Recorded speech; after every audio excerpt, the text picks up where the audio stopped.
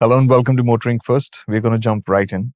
Shumi's come back from riding the Husqvarna.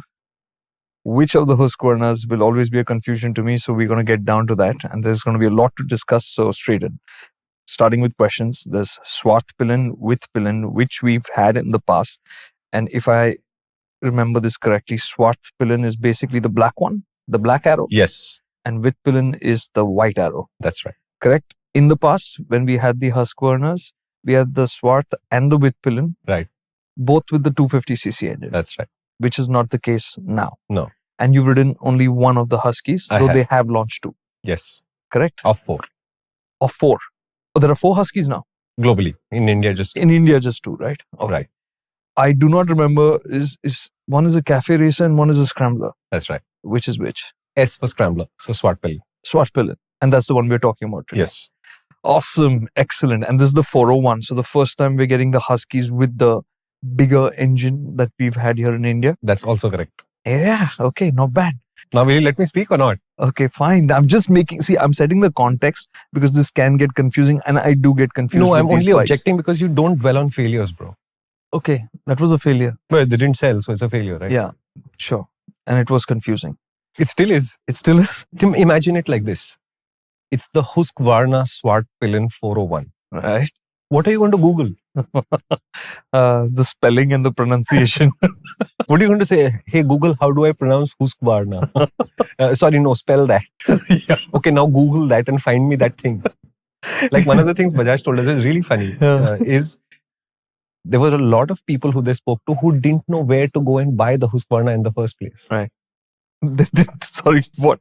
They saw the bike. Right. You have to remember that the Husqvarnas look very different from anything else. Yeah. So you notice. And you're like, okay, so it's gone, right? So you have a sense of the name of the bike, right? Yeah. You have a sense of a bike whose name attracted your attention. In the passing by, you recognize first 3, 4, 5 characters. What do you go and Google?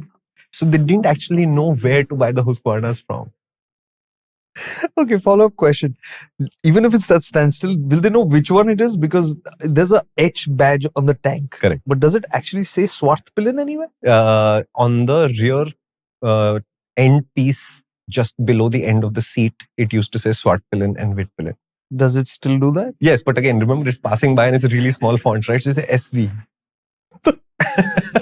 So, see, when you do a global brand, right? One of the reasons why names are so difficult is this kind of thing, right? Because remember that Rajesh becomes Rajesh when they go to the US, right? Kutrupali. Right? So when you have a name as specifically Swedish as Husqvarna, and then you have a bike called the Svartpilen and the Vitpilen, you've really created a barrier for yourself for the average person to try and figure out what is this thing. Right? So I would have chosen more normal names. And I know that Svartpilen and Vitpilen refers to their own history, Husqvarna's history and all that, fair enough. But easier names to Google and pronounce would be easier. So when the whole bunch of Husqvarna engineers back in history left the company and they created their own firm, which was called Husqvarna is far simpler to process. For sure. Yeah. Right? The Norden is a far more normal sounding name for a ADV than Svartpilen and Vitpilen. So there is a barrier and that barrier has not fundamentally changed in any way. So for those of you who still don't know or have friends who need to know this, the Husqvarnas are KTM owned today. They are originally a Swedish company, but today they're part of the KTM group. And in India, they are sold through KTM dealerships all over this country. If you look at the signboards, they have a H logo on one side and the KTM orange on the other. And therefore, you should also know that a lot of what's going on in the Svartpilen and the Vitpilen has a lot to do with the Duke 390 and the Duke 250. Awesome. And what does that logo look like? So originally, Husqvarna used to make guns. And it's actually a gun sight, which is stylized. Sight, right? So the circle around the edge, it's not a circle anymore, but the circle around the edge is effectively the tube of the gun. And on top of that is the sight, which is which looks like a crown, but it's actually a gun sight. Okay, so coming back. So this is the 401. Yes. So this gets the new engine from the 390. Correct. So globally, there are 4 motorcycles that Husqvarna makes in this category. The Svartpilen and Vitpilen 250s and the 401s. In India, because they didn't sell very well up to now, what KTM India has decided to do is they'll sell the Svartpilen 401, the Scrambler style motorcycle, and they'll sell the Vitpilen 250 only. and they'll think about what happens next depending on what the sales response is. So if they become more popular than the last time, then you might also get a Vitpilen 401, and you might even get a Svartpilen 250 out of it, but later. Today, there's two machines on sale. The 401 Svartpilen, which is what we're going to discuss in detail, and the 250 Vitpilen, which I've looked at, but I haven't had a chance to ride yet. Any rationale behind why it went this way? As in, why is it the Svartpilen 401? Not really, but the way I see it is, KTM knows that they have the image problem coming from the social media image of what KTM has become, and it's a super aggressive looking motorcycle which supposedly belongs to a certain kind of rider. And I think the Svartpilen gives them a better counterpoint to that than the Vitpilen gives them in the 399cc class, the 399cc engine class, as it were. Okay. So the first time you look at the Svartpilen, it's not an aggressive design. It's a very stylish design. Right. And it's always been about design, this Husqvarna series. Minimalistic. It's a minimalist. And let's talk about the problems that they had earlier, because it'll also set the context of what they've done now.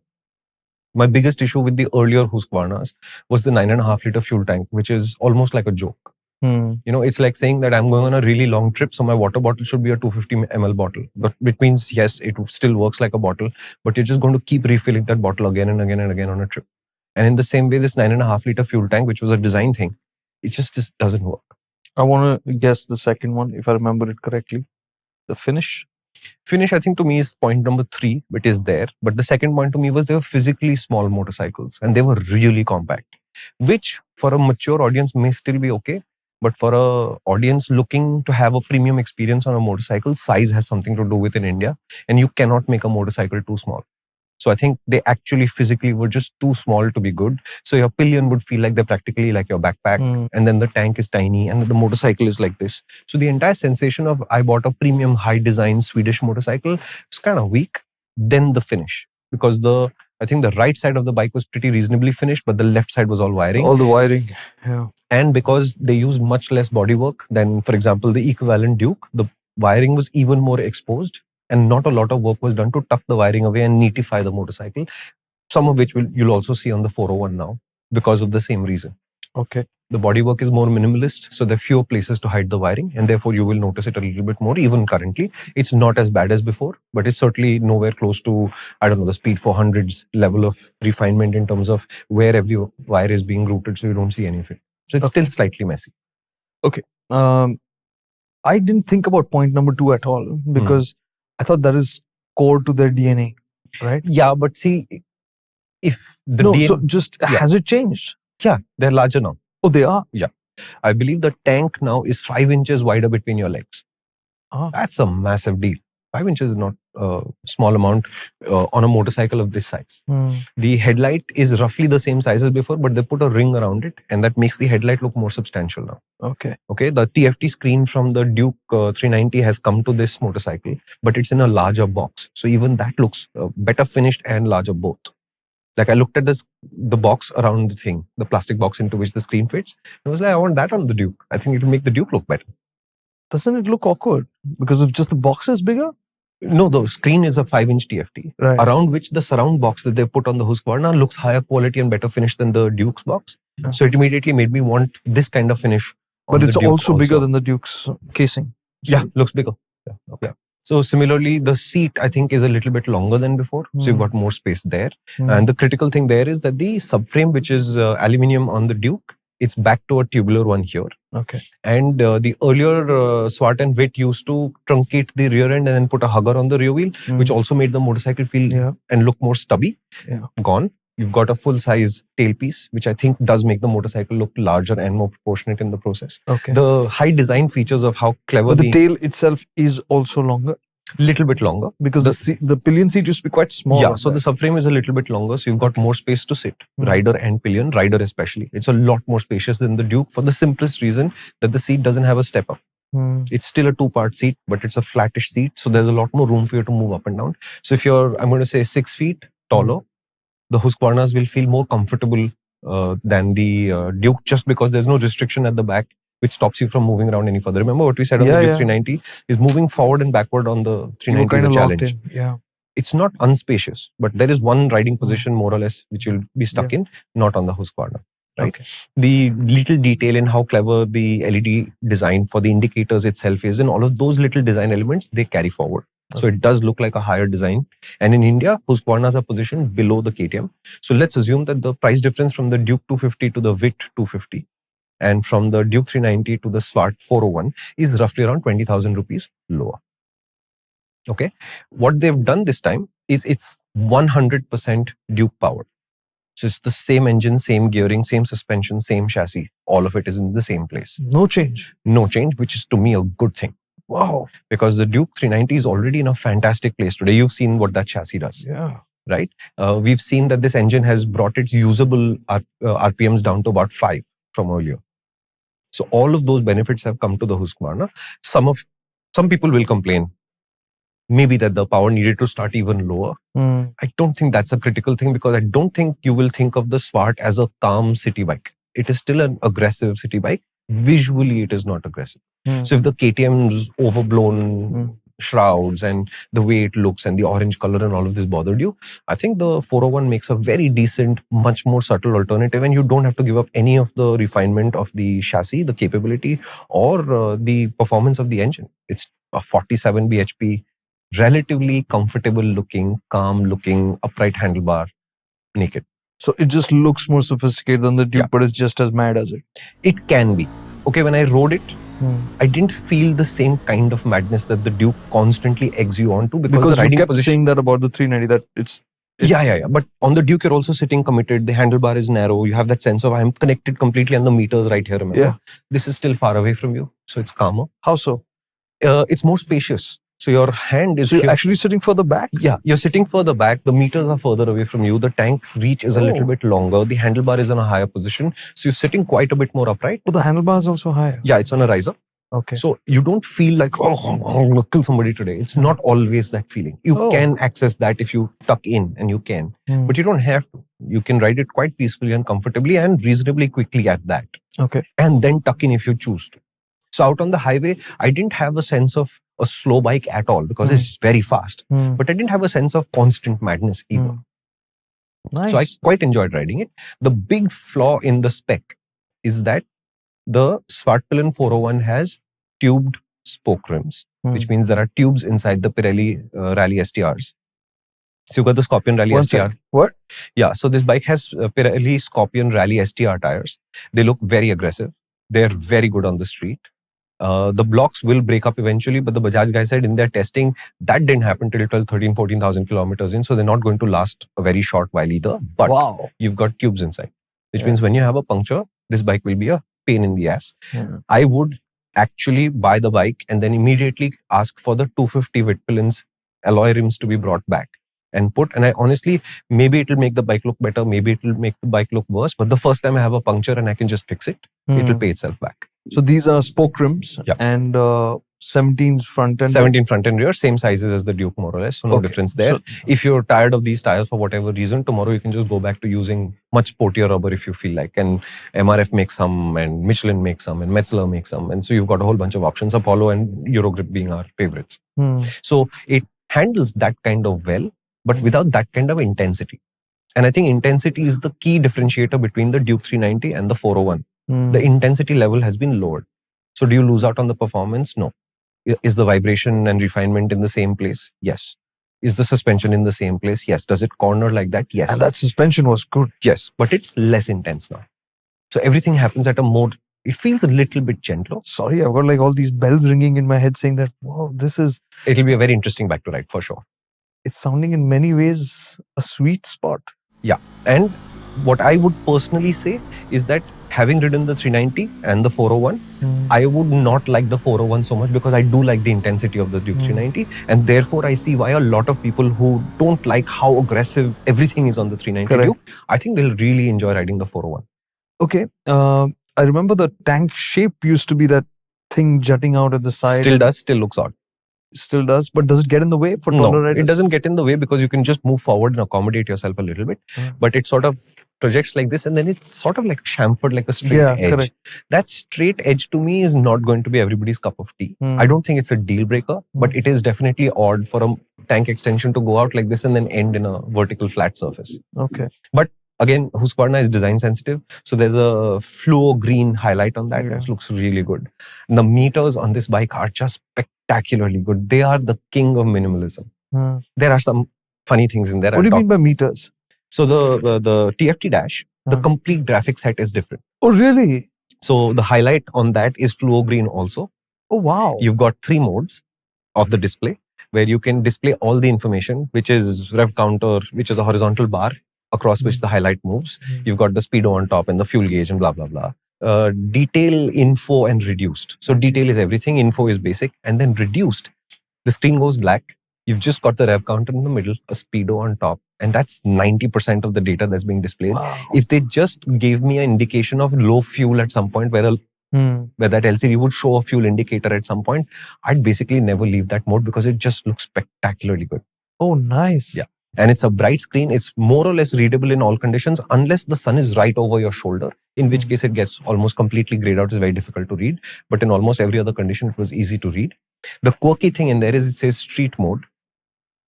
For what? Like a riding mode, street. It's the only mode there is. So I don't know why it's there. Oh, what? Yeah, so one of the things that they took out of the 401 package is the IMU. That's what I was wondering, man. Yeah, so it's got traction control. You can switch off rear ABS if you need to, but it doesn't have cornering ABS. Okay. Oh, you can switch off rear ABS. You can switch off rear ABS, which KTM likes to call supermoto mode. Yeah. Why you would switch it off, I don't know, because this is a 100% street bike. Scrambler. It only looks like one. It has no Scrambler DNA at all. Scrambler. It has no DNA at all. If you were to take a 401 off-road, wherever you go, the Duke 390 will get there a little bit quicker than this bike. It's been said before. Yeah, so there is no Scrambler in this, outside of the S in Svartpilen also having an S in the word Scrambler. That's it. Okay, so anybody tells you this is off-road ready, capable, Scrambler, as KTM's hashtag goes, no, it is not. It's a street bike, and it's a very, very reasonable, I would say persuasive street bike. But there are these odd choices. So there is a street mode that you see, but you can't actually change it because there isn't any other mode. It's just the one. It's just the one. Okay. And because there is no IMU, you don't get cornering ABS, which the Duke does have. And you do get the quick shifter as standard. And just like on the Duke, it works reasonably well too. Okay. It's up and down. Yeah, up and down both. Okay. 6-speed gearbox works. Do the tires create any kind of drumming or noise? I didn't notice anything on my ride, honestly. So I don't expect this to be I can hear them. No. Okay. Any additional vibration? No. Because they are grippy, big block pattern tires, it does affect how the motorcycle turns into a corner, which again, like I said, intensity is low. So the Duke goes very sharply to a lean angle. This bike is a little bit more relaxed about it. Okay. So I see the cohesion in the sense of everything about this bike is turned down a couple of notches, and it produces a powerful experience, but not an intense experience. And I think there is a space for that. So I'm hoping that they do better, because if they do better, then you'll also get the Vitpilen 401. The Vitpilen, just to close that chapter off, is effectively the Duke 250 in the same way that the 401 is the 390 with new bodywork. The key thing here, and I was really, really happy to note, because when Europe starts to reject your Neo Cafe Racer, you know you've done too much, right? A Cafe Racer is by default a retro. And if you want to do a Neo retro, I think Honda leads that path with the CB series, if at all. So when you put high design and Swedish sensibility into that, I think you can take it too far. So there are a few fans of the Vitpilen out there, but Europe themselves said this is not for us, and they stopped buying the Cafe Racer. So now the Vitpilen is not a Cafe Racer. It has a higher set of handlebars. Okay. It's a flat handlebar. So it's still a slightly more committed riding position than the Svartpilen, but it's not super low, and it's not a Cafe Racer anymore. Okay. It's also a larger machine. The earlier bike seat height was an issue for everybody because it was, I think, 845 or something. Both of these bikes run much lower, 820mm seats, and they're narrower in the front now. So getting your feet down is much easier for short riders. So they've made the usability of both the bikes quite a bit better. And I'm telling you, the white color on the Vitpilen with the fluo highlights, it looks really good. Okay. Like if I were to buy a Svartpilen, I would want that color scheme on my Svartpilen. Yes, I know it says Black Arrow, but I would want the white color scheme on it. So coming to that, are there any color options? Just asking. Yeah, you can have the Svartpilen in black, and you can have the Vitpilen in white. Ooh, I love those choices. Yeah, lots of choice. Yeah, you can also have take it and leave it. I think the last time the default choice of everybody was leave it. This time I think it will be a little bit more of a mixed response, and I think these bikes should do better. And in terms of finish, this is on par with the Duke, or do you think? I mean, like you said with the cluster, that it's looking a little bit better. So I think there are parts like the cluster where the finish is better. Like I think the Husqvarna indicators look better than the Duke I was indicators. going to and ask stuff about the like that. indicators, man. Yeah, they do look better. But on the flip side, because it has less bodywork, it's a slightly messier motorcycle. So the radiator shroud is a relatively short shroud, and it looks really good with the Husqvarna logo on it. And it's not a contrast color; it's a matched color. It looks really good. Below that is the wiring for this horn, and that sort of dangles down its way to the horn and stuff like that. So it is a little bit messy here and there. You will notice it, but sort of like on the Himalayan, where if you're far enough away, it looks like, yeah, that's nice. I think you can get quite a bit closer to the Husqvarna now and say, yeah, that's quite nice before you start to notice the... So fair to say that earlier it was unmissable, now it is escapable. Yes. And you will notice it, but it's not staring back at you. No, it's not. So they have improved quite a bit on that front. So that's great. I had the experience of not being emotionally blown away by these bikes, but I understood what they've done. Were you left with a feeling of saying, yeah, I want to ride this again? Not for me. I want the intensity, and I will always gravitate towards motorcycles that are really intense. So as a person, that's my kind of motorcycle. As a road tester, I have to be able to see the other side of the picture. And to me, the Vit 401, the Vit 250 and the Swart 401 both present the idea for much calmer riding experience, a much more gentle riding experience, but you trade nothing in the process of. So it's not like the handling is worse. It's just calmer. It's not like the engine is slower. It just feels more relaxed, and you seem to have more time on the motorcycle at the same speed. Okay. It's not like you have to sit like this to be able to go fast. You can sit upright and go reasonably fast. The only thing I think difference is the fuel tanks are smaller. So you've got 13.5 liter fuel tanks on these, whereas the Dukes will now have 15 liter fuel tanks. That's it. And from 9.5 to 13.5, I think you've solved a large part of the usability equation. Remember that when we went from generation 1, 10.5 liter fuel tanks to 13.5 on Gen 2, that changed your ability to ride these bikes longer, especially on tour, a lot. And I would expect that while I don't think Husqvarna thinks of these as touring bikes, Indians having lots of single bikes, doing lots of stuff with them, there will be a few Husqvarnas that will hurt on the highway. And for that, a 13.5 liter fuel tank, I think, yes, it makes a difference. How much time did you end up spending with it? I think I rode it for nearly 200 kilometers. What kind of roads? So I started out on inside Pune, some amount of traffic. Okay. And when I thought there wasn't enough traffic, then I took a few U-turns and experienced traffic a little bit more. Okay. What I discovered in the process is that on the Duke, you can just sort of reach down and click and do the clickers and adjust your front suspension at least. There's wiring in the way and the handlebar is in the way. So you more or less have to stop, get off the bike, go around and then access the clickers. It's really difficult to do from the top. But when you do the clickers, just like on the KTM, it immediately makes quite a bit of a difference. And it's clever because it's only 5 steps. So even if you make a mistake and select a setting that you're not happy with, it's quite easy to go back to default, go back to a different setting and play with it. And I don't think you'll constantly play with it. But I think in the first 5-6 months, if you do mess with it a lot, it'll give you a sense of where to set your suspension depending on what's going to come next. Okay, right? From there, I headed out onto the highway. I basically went towards Purandar Fort, if you remember that road, from Kapur Hole left. And up on the highway, I really enjoyed the performance. Again, because it's the 47 bhp or whatever engine from the Duke, there's no lack of performance once you get to the highway. So you can sit at literally any revs you want. It also means all the vibration that we've noticed before is all in the same places as before also. Okay. Slightly modified by the change in handlebar position, slightly modified by the tires, etc., but fundamentally the same. So from 5,000 RPM, there is some amount of vibration, and the faster you go, the less you'll suffer the vibration. But where the Duke eggs you on and saying, go faster, I'll get smoother, the Husqvarna is kind of laid back about it, saying it's okay. But it is fast. So when you're sitting at 100, what kind of RPM is it? I'm sorry. Same as before. I think 5.5. No, I think just under 6 or exactly 6. Okay, so just in that zone. Yeah. So it's reasonably smooth, but there are smoother bikes than this at that speed for sure. Okay. And then when you turn off onto B roads, it's nice and you can throw it around. Again, the whole point of this experience is it's calm. Right. It's laid back and it's as intense as you feel like making it. It's not pushing you to do more. In the process, there were a whole bunch of broken roads and under construction roads in the process. And it felt completely normal. 2 times I stopped and changed my suspension settings to see if I could improve, and yeah, you could. So I think they've done a very good job in terms of how they've repackaged it. And the fact that Husqvarna and KTM thought of this bike while they were developing the 390 Duke says there was quite a bit of latitude built in, which is why if you notice the Duke can become quite a bit sportier than stock with suspension and quite a bit more comfortable. I think this is the bike that caused the comfort end to be so well created. So did you go up that narrower section to put on that? Absolutely. So how was it over there? Those Easy. are because it's narrower and is the surface good now or is it still bumpy? No, surface is as it was before. There are bumpy sections, there are good sections. And again, I never had a sense of I'm challenging the bike, nor did I have a sense of this bike is challenging me. Right towards the top of the fort where it gets really narrow, you do feel like, wow, this is really fast and I'm pushing my luck a little bit. Okay. But it doesn't feel scary. It's all done in a very calm, so at no point did the tires feel like, okay, no, not at all. Not at all. I never felt like these tires would be the problem at all. Because they are chunky. Because that's but no issues. Yeah. See, we've used STR. I've used STRs on other bikes before, and the STRs look like that, but they're as decent a street tire as you'll get. Is it the top of the class for street use? No.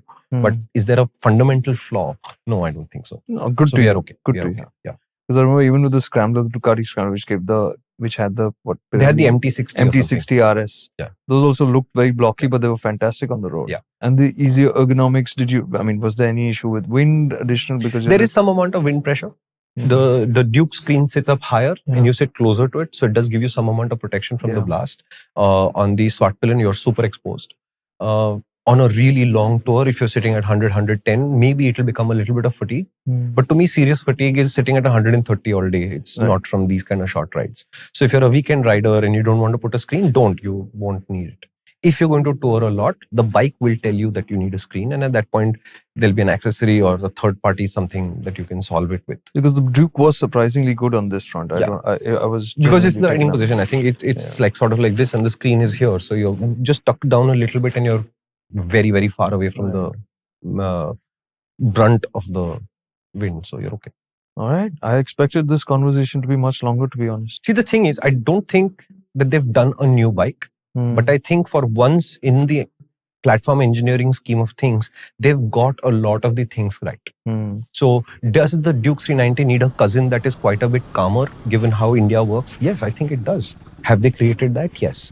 Is the Duke super aggressive to look at and super aggressive to ride and therefore not to everybody's taste? Yep. So you've got the alternative going now. Yeah. I guess the picture becomes a little bit more unclear when you have all the competitive bikes coming. So how does the Husqvarna 401 compare to the Speed 400? Speed 400 is very easy in the city, but the Husqvarna will not be that kind of easy in the city. But when you start revving out the 401, there's a lot of performance remaining. If you try to do the same with the Speed 400, that refinement issue over 6,000 will come and catch you, right? The 400X will feel like a substantially larger machine. It'll do the same kind of 100 with similar refinement, slightly better perhaps than the Husqvarna. But when the Husqvarna starts to go faster, the 400X will go back into the vibration zone. But if you go off-road, the 400X is actually very pleasant, light off-road. The Husqvarna 401 is not designed for it. It'll sort of manage. Okay. So then those nuances start to play out. And if you're going to get confused with all of these new bikes in the 400s, I'm telling you the easiest thing to do is just go get test rides on whatever's confusing you. Because I'm honestly telling you, none of these bikes directly compete with each other. They all have very pronounced strengths and weaknesses. You will be able to see it quite natively on your test ride. And to me, don't think of a test ride as a way to experience the motorcycle. Sometimes it's a very powerful way to cancel a motorcycle from your to-do list, which makes your decision easier later. So I would test ride it and say, oh yeah, that's not to my taste at all. And then that's that, right? You can move on. And you had a list of 5 and it's already down to 4. And then you'll write 2 more and say, okay, those also I didn't quite enjoy that much. That's 2 more gone. And now your decision is easy because you just 2 left. To me, it sounds like, in a nutshell, what it feels like is the old Husqvarnas felt like they were just rebadged 390s. No, I think worse. I think the old Husqvarnas were not thinking about the Indian market at all. This was a global model that was designed to a certain agenda. And then it was thrown into the Indian market saying, yahi ban raha hai. We might as well see what happens if we try to sell it. So I think in that sense, it was almost half-hearted. And I'm not saying KTM India was half-hearted. I think the whole thing was half-hearted. That's what while they came from India, I don't think that finish level was something I would have appreciated even if I was looking at them in the European context, even where, smaller single cylinders are more affordable and about access. But given the DNA of the brand, I don't think it really worked. And I wouldn't be happy to see that there either. Correct. Whereas now with this, it sounds like that there is what you would want from a motorcycle of this nature. Correct. Right? Yeah, so that's that why I'm saying, flexibility, that little bit of ease. yeah, it feels like they put their heart into it this time. It feels like this is a far more seriously done product. And the differentiation between the KTMs and the Husqvarnas will become even more clearer as we go forward. And KTM is able to pull off that kind of badge engineering where a whole bunch of things are mechanically the same. I think that time it could have been that they fired off the hip. That was a quick. I think that's the time when Husqvarna had just been acquired. That's what I mean. But they didn't fire from the hip. I think that's the time when they were unclear about who they wanted to be. Because remember, Stefan Pierer walks into the room, buys Husqvarna, and basically says everything that Husqvarna is doing today has nothing to do with their original DNA. Remember the Nuda and all of this drama was going on, and BMW had been messing around with the brand and stuff. And what KTM, Stefan Pierer specifically wanted to do was return Husqvarna to the makers of design-sensitive, basic, good motorcycles, which is what Husqvarna originally was. They were makers of good motorcycles. And it wasn't a specific dirt thing. That happened much later. They were commuters first, right? So I think they wanted to go back there and to take the design approach, to take the disruptive approach when there was nothing else like it. They went to do the Swart and Vit as they were earlier.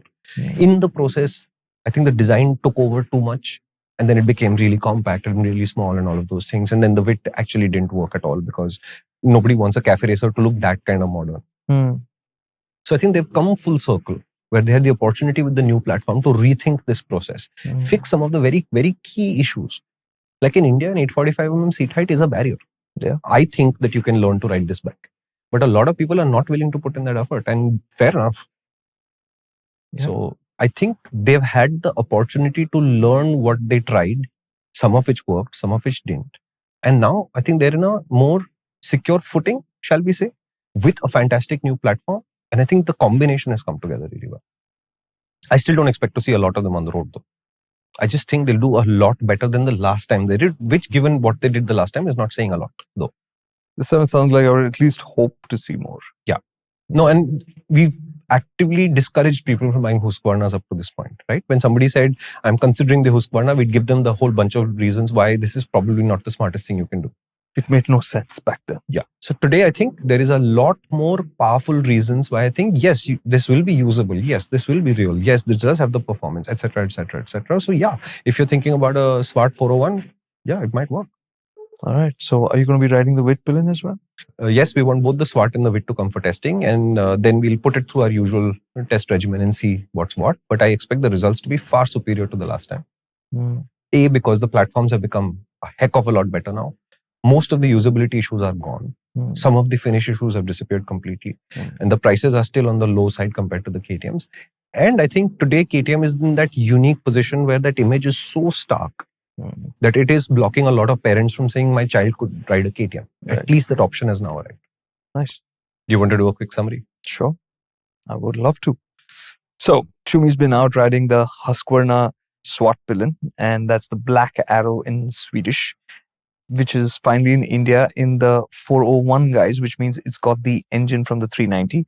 And this is the new generation 390. It's actually, as Shumi has explained, that it's mechanically identical to that motorcycle in terms of the frame, the suspension, the engine, the gearing, everything, right? So the difference between the two motorcycles earlier was design. That continues to be the same even today, but it has fixed some of its shortcomings, two of which Shumi listed out. Was one, the tank size was really small. So that is one part of it. It used to be a 9.5 liter tank. Now it's a 13.5 liter fuel tank. And the other thing was that the motorcycle, in the IKEA philosophy of minimalism, Swedish philosophy, so to say, was a bit too small for our tastes and maybe some other markets as well. That has grown. It now feels like a more substantial motorcycle. So it looks and feels bigger and more satisfying because of that. The Svartpilen is the Scrambler, guys, which means it's got off-road tires, it's got spoke wheels, it's got Pirellis, which is really cool. And I think they look cool, right? They look cool, yeah. Yeah. But they don't get in the way of riding on the street. And Shumi says that this is not a Scrambler, which means don't think about this being any better than a Duke to go rough roading on. It will be just as good as that. The tires will help a bit. Yeah, in fact, they've added a bash plate under the exhaust on the 401, which actually lowers the ground clearance a little bit. So the Duke has massive ground clearance now at 180. I think this is 177 or something like that. So there is a bash plate now, and therefore you lose a little bit of ground clearance. But added peace of mind of the bash plate, right? It doesn't get ride modes. It just has the one ride mode called Street, which you can't switch from. It does have the same display, the 5-inch display from the Duke, but it sits in a slightly different case, which looks better finished. And that's one of the things that Shumi was mentioning, that the issue with the earlier Husqvarnas were they didn't carry through the theme of being these beautiful motorcycles in the details. You saw too much of the cabling. It felt a bit raw in places. And they, back then, I remember, used to feel a bit thrashy as well. But now this riding experience is in sync with the Duke. So it's just as refined. It's just as peppy. The difference in character of the two motorcycles is that this doesn't have that manicness of the Duke. It feels a little bit calmer in everything it does, which isn't a bad thing, because the Duke might be a bit too much for some people in the way it looks and in the way it rides. So this might be something that will appeal to more people, will seem less orange in some ways. Usability, Shumi rode in the city, had no issue over there. Under 5,000 RPM, yes, it's after 5,000 that it's really running clean and strong. Correct. But under that, it's still not an issue. You can use it and get used to it. The seat height has gone down from before. Earlier it used to be some 845 mm. Now it's down to 825. 820. It's down to 820, so it's more accessible now, more convenient. The subframe at the rear is not shared with the Duke. It's a trellis frame now. It's a tubular frame, and it's longer than before. So the pillion seat is a bit more spacious, but is it really practical? That's something that we'll figure out later. Right now, we don't know about that. It's also lost that rear hugger, which used to make it look a little bit more compact. It now has a tail section coming out over that, so it looks better and bigger because of that as well. What have I missed out on? So it's 20,000 rupees cheaper than the Duke, and for everything that we've added up till now, it sounds like a nicer motorcycle for many people. But the one thing that's missing out for that price is an IMU, which means it doesn't have cornering ABS, but it does still have traction control. It does have the normal ABS modes. It does have a switchable, you can switch off the rear ABS for scrambler use. And other than that, for looking, it looks bigger now, right? That was one of the things. So the panels, the tank itself is larger. It is 5 inches wider, and the headlamp, which is still circular, it has a shroud around that as well to make it look a little bit bigger. The seating position is different from the Duke. You're sitting a bit more upright. The handlebars are wider. They are wider, and I don't think they're wider. They're on a riser. They're on a riser, so you just sit a little bit taller. So the seating position is a bit different, so a little less aggressive, and again, which is why it might appeal to more people as well.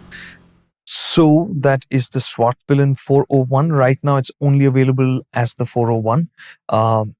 There is the Vitpilen 250, which is like the Duke 250.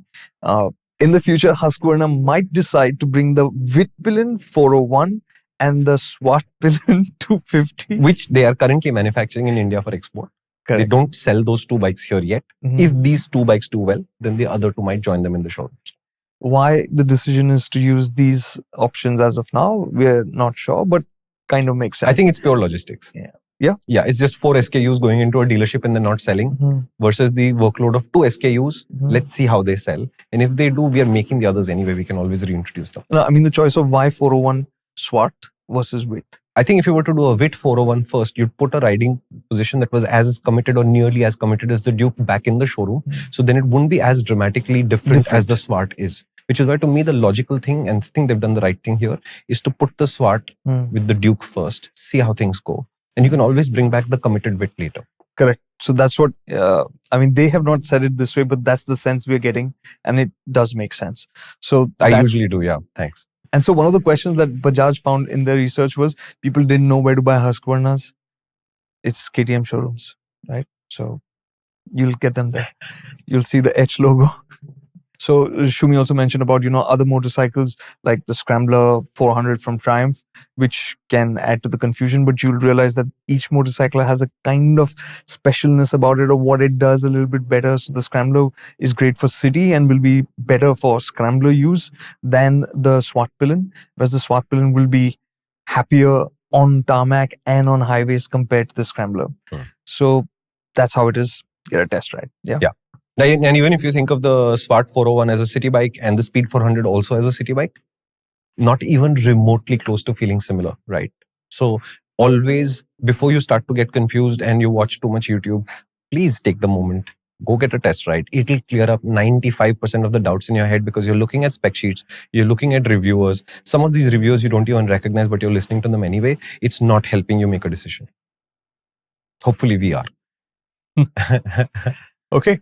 Yeah. Anything to be added? No. No. Now we wait for the bikes to come. Okay. And now we are waiting for a whole bunch of bikes to come, because there's so much to do now. January has been a spectacular month for us in terms of how many things got launched and moved around. So between now, March, April, I think it'll be busy for us, and I'm very happy. The 400cc class looks insane, and I think there'll be more coming. I know you guys have been asking for us to bring these out ASAP. We are doing it as quickly as we can. So thanks so much for being patient about it. And as always, if you have any questions, let us know in the comments and we'll get back to you. Thanks so much for watching.